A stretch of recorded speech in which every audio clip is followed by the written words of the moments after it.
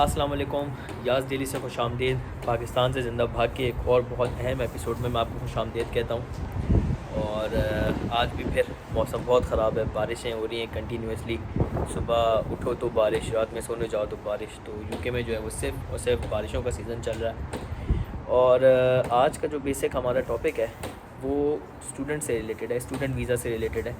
वो तमाम हज़रात जो कि न्यू रेगुलेशंस की वजह से, जो न्यू रेगुलेशंस इम्प्लीमेंट हुई हैं यूके में स्टूडेंट वीज़ा के ऊपर, ख़ास तौर पे कि आप अपना डिपेंडेंट नहीं ला सकते साथ में अनटिल और अनलेस कि आपकी पीएचडी और कोई रिसर्च डिग्री ना हो।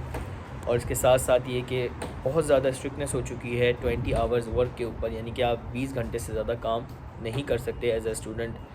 तो ये तमाम जो स्ट्रिक्टनेस होती चली जा रही है वक्त के साथ, उसको मद्देनज़र रखते हुए लोग अपना लाखों रुपए जो है वो ख़र्च करके यूके अब नहीं आना चाह रहे। तो वो तमाम हज़रात चाहते हैं कि उनको कुछ ऑल्टरनेट बताया जाए, कोई ऐसे ऑप्शंस बताए जाएँ जो कि उनको हेल्प करें एक अच्छी कंट्री में स्टूडेंट वीज़ा लेने के लिए, कि वो लाखों रुपए अपने ख़र्च तो करें लेकिन at the end of the day उनको कोई फ़ायदा हो और उनको जो है वो नेशनैलिटी मिले और इमिग्रेशन मिले। तो भाइयों, आज मैं आपके लिए एक ऑप्शन लेकर आया हूँ बहुत बेहतरीन, और वो ऑप्शन है कनाडा का। कि कनाडा का जो स्टूडेंट वीज़ा है उसके अंदर बहुत सा जो है वो अच्छी खासी लीनियंसी जो है वो अब आ गई है। और हम बहुत सारे पॉइंट्स के ऊपर आज बात करेंगे और मैं आपको बताऊंगा कि क्यों कैनेडियन जो स्टूडेंट वीज़ा है वो यूके के स्टूडेंट वीज़ा से इस वक्त जो है वो एट प्रेजेंट बहुत बेहतर हो चुका है। सबसे पहले हम बात करेंगे वर्क आवर्स के ऊपर, जो कि एक बहुत ही इंपॉर्टेंट टॉपिक है, क्योंकि जब एज अ स्टूडेंट आप यहाँ पर आते हैं किसी भी कंट्री के अंदर तो आपको अर्न करना होता है, क्योंकि आपको अपनी फ़ीसेस पे करनी होती हैं और उसके साथ साथ आपको जो है वो अपने ख़र्चे भी यहाँ पर निकालने होते हैं। तो उसके लिए जो है वो आपको कमाना बहुत ज़रूरी है कि आप अच्छा कमाएंगे तभी आप जो है वो ये सारी चीज़ें कर सकते हैं। तो जैसे आप जानते हैं कि यूके में 20 आवर्स जो है वो स्ट्रिक्ट रूल है कि इससे ज़्यादा स्टूडेंट काम नहीं कर सकता। कैनेडियन गवर्नमेंट ने इस रूल को जो है वो चेंज कर दिया है और इसमें एक्सटेंशन ऑलरेडी हो चुकी थी कि आप जो है वो 20 घंटे से ज़्यादा काम कर सकते हैं एज अ स्टूडेंट। और इस एक्सटेंशन को बढ़ाकर उन्होंने अप्रैल 2024 तक उसको और एक्सटेंड कर दिया है because of the shortage of labour.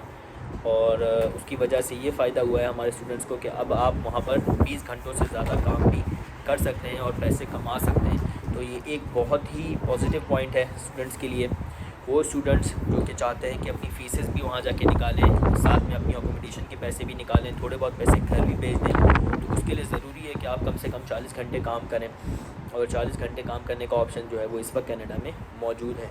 तो ये भाइयों हो गया सबसे पहला इम्पॉर्टेंट पॉइंट जो कि बहुत पॉजिटिव है। सेकंड मोस्ट इम्पॉर्टेंट पॉइंट की तरफ हम जाएंगे डिपेंडेंट के ऊपर। जैसे हम सब जानते हैं कि यूके में अब डिपेंडेंट अलाउ नहीं है अनलेस कि आपकी मास्टर्स और आपकी जो है वो पीएचडी और रिसर्च की डिग्री हो। ये रूल जो है वो कनाडा के अंदर इम्प्लीमेंट नहीं हुआ है अभी तक।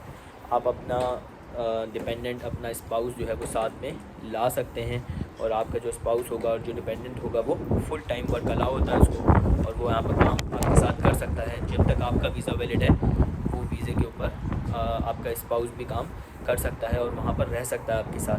तो ये जो है वो दूसरा मोस्ट इम्पॉर्टेंट पॉइंट है मेरे भाइयों, क्योंकि ऑब्वियसली आप इतने लाखों रुपए खर्च करके आते हो यहाँ पर, और अगर आप अकेले आओगे, अकेले आकर सिर्फ अकेले कमाओगे और अपनी फैमिली को पूरा जो है, ख़ास तौर पर वो लोग जो कि शादीशुदा हैं, बच्चों वाले, वो अपनी पूरी फैमिली जो है वो अगर बैक होम छोड़ कर आएंगे तो यहाँ पर वो कैसे सर्वाइव करेंगे। अकेले सर्वाइव करना बहुत मुश्किल काम है और उसके लिए ज़रूरी है कि आप अपनी फैमिली को लेकर आएँ, ताकि चाहे जितने भी साल आपको फ़र्दर लगे इमिग्रेशन के प्रोसेस में और बाकी चीज़ों में, कम से कम आपका जो है वो आपकी फ़ैमिली भी आपके साथ साथ चल रही हो। तो ये बहुत एक इम्पॉर्टेंट पॉइंट है।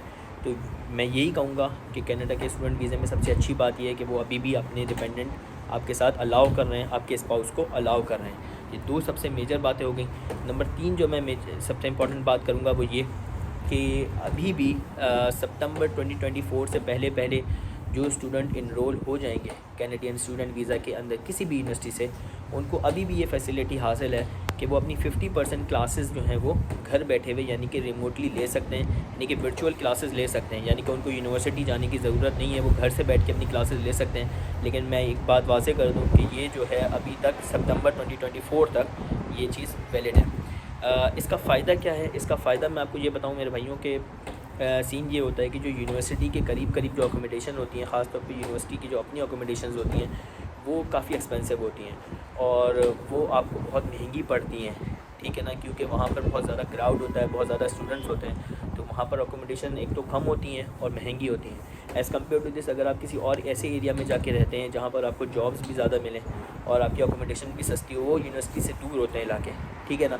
तो अगर आपको 50% भी आपको अगर आपको मिल जाती हैं वर्चुअल क्लासेस, तो हार्डली आपको वीक के अंदर 1 से 2 दिन जो है वो यूनिवर्सिटी जाना होता है, जो कि आप ईज़िली जा सकते हैं चाहे किसी भी एरिया में रह रहे हों।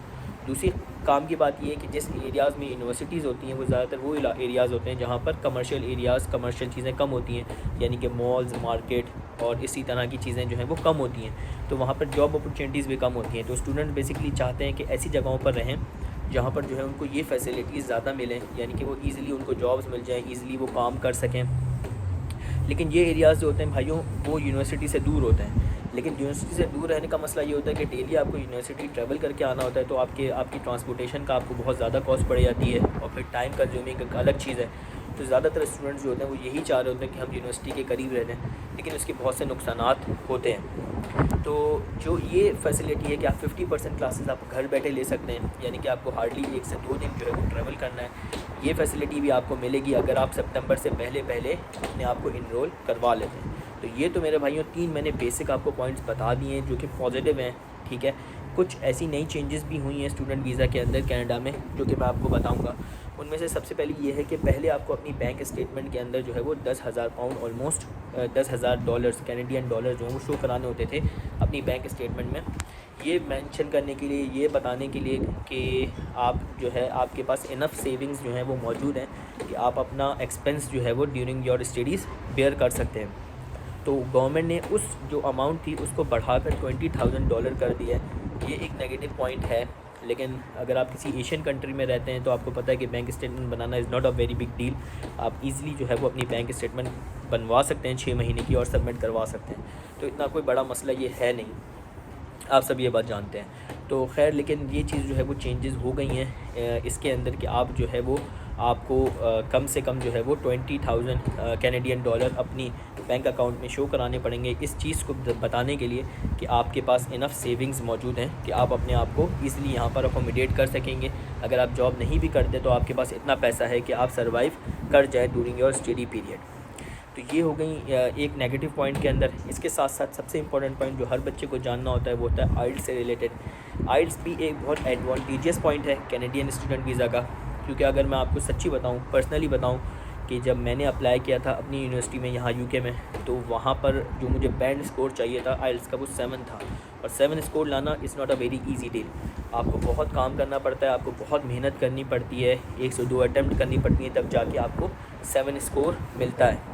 तो 7 स्कोर कोई आसान काम नहीं होता। इसके अलावा जो कम आसान कोर्सेज़ होते हैं उनके ऊपर 6.5 की रिक्वायरमेंट भी होती है, लेकिन 6.5 से कम रिक्वायरमेंट स्टूडेंट वीज़ा पे किसी भी कोर्स में यूके में आपको नहीं मिलेगी। एज़ कम्पेयर टू दिस अगर आप कैनेडियन स्टूडेंट वीज़ा को देखें तो यहाँ पर वो 6 स्कोर को भी एक्सेप्ट करते हैं, यानी कि अगर आपका स्कोर 6 है आइल्स में, वो भी कनाडा में एक्सेप्टेबल है। तो ये भाइयों एक बहुत पॉजिटिव पॉइंट है, क्योंकि जितने भी हमारे पाकिस्तान के भाई हैं उनको सबसे इंपॉर्टेंट जो मसला रहता है वो आइल्स का रहता है कि यार आइल्स हम कैसे करेंगे, आइल्स का स्कोर हम कैसे लेकर आएंगे और हम कैसे जो है वो एडमिशन हासिल करेंगे। तो ये एक बहुत इंपॉर्टेंट चीज़ होती है जो कि कैनेडियन वीज़ा के अंदर आपको आसानी से आपका मसला हल हो सकता है। अगर आप 6 स्कोर भी ले आते हैं तो आपको ईज़िली एडमिशन किसी भी यूनिवर्सिटी के अंदर मिल जाएगा। तो भाइयों ये मैंने आपको कुछ पॉइंट्स बता दिए हैं। ये पॉइंट्स बताने का मकसद ये था कि you need to switch now. अगर आपको अपने लाखों रुपए ख़र्च करने ही हैं तो आप किसी ऐसी जगह पर करें जहाँ पर जो है आपको कोई फ्यूचर नज़र आ रहा हो। और जैसे कि हम सब जानते हैं कि कनाडा में हमेशा से इमिग्रेशंस ओपन रहती हैं, उसकी वजह यह है कि यहाँ पर हमेशा से लेबर शॉर्टेज है और जो स्टूडेंट्स पढ़ कर निकलते हैं उनको ईज़िली जॉब्स मिल जाती हैं और फिर वो अपना रूट भी कन्वर्ट करवा लेते हैं। इसके मुकाबले में अगर आप यूके को इस टाइम पर देखें तो यूके फुली सैचुरेटेड हो चुका है और यहाँ पर अपॉर्चुनिटीज़ भी कम होती चली जा रही है दिन ब दिन। और साथ साथ में अगर आप अपनी स्टडीज़ कंप्लीट भी कर लेते हैं और फिर PSW पे भी चले जाते हैं, उसके बाद भी बहुत मुश्किल है कि आप किसी तरह अपना वीज़ा कन्वर्ट करवा सकें अनटिल और अनलेस अगेन आपके पास 15-20 हज़ार पाउंड ना हो। तो it's all about money here in UK, क्योंकि यूके में अगेन बहुत सैचुरेशन हो चुकी है। मेरा आप लोगों को पर्सनली एक्सपीरियंस ये है कि आपको नए ऑप्शंस तलाश करने चाहिए यूरोप की तरफ और बाकी कंट्रीज़ पे। इस पे भी हम बड़ी डिटेल में बात करेंगे, कनाडा की इमिग्रेशन से हवाले से भी हम बात करेंगे। और मैं पर्सनली कोशिश करूँगा कि किसी ऐसे स्टूडेंट को जो है वो मैं अपने इंटरव्यू में लेकर आऊँ जो कि वहाँ पर रह रहा हो, ताकि हमें कुछ और जो है वो पॉइंट्स, ईजी पॉइंट्स हमें पता चले, पॉजिटिव पॉइंट्स हमें पता चलें कैनेडियन स्टूडेंट वीज़ा से रिलेटेड। तो भाइयों यहाँ से दीजिए याज़ कोई इजाज़त और मिलते हैं किसी और वीडियो में किसी और इन्फॉर्मेशन के साथ। अपना बहुत ख्याल रखिएगा। खुदा हाफ़िज़।